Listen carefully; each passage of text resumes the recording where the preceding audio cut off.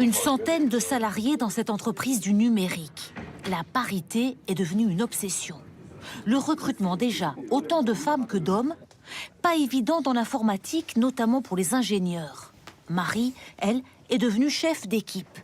Moi, j'ai fait les arts et métiers, donc oui, c'était très masculin. On était 12 femmes sur 138. Désormais, pour les recrutements, la direction tente de voir au moins un homme et une femme pour chaque poste. Même ici, cela n'était pas naturel. L'entreprise qui commercialise de l'énergie verte se fait donc conseiller.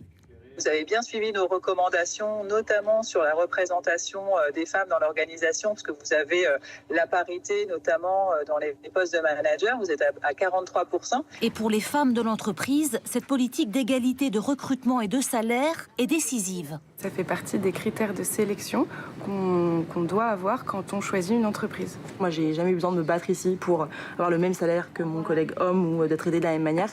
Et donc, je pense que c'est là aussi où après ça crée un environnement bienveillant. C'est hyper agréable, c'est très relaxant et effectivement, c'est pas quelque chose qui est donné encore partout aujourd'hui. Avec ces nouvelles mesures, l'entreprise affiche un score de 91 points sur 100 sur l'index d'égalité salariale. Depuis 4 ans, cet index mesure l'écart de rémunération entre les hommes et les femmes, mais aussi les augmentations et les évolutions de carrière. Problème, seule la moitié des PME éligibles publient l'index.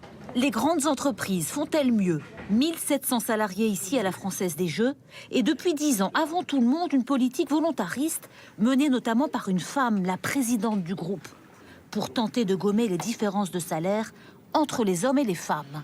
Il y a eu des situations où des femmes qui partaient en maternité, qui suivaient derrière un congé parental, on a constaté qu'il y avait une distorsion de rémunération.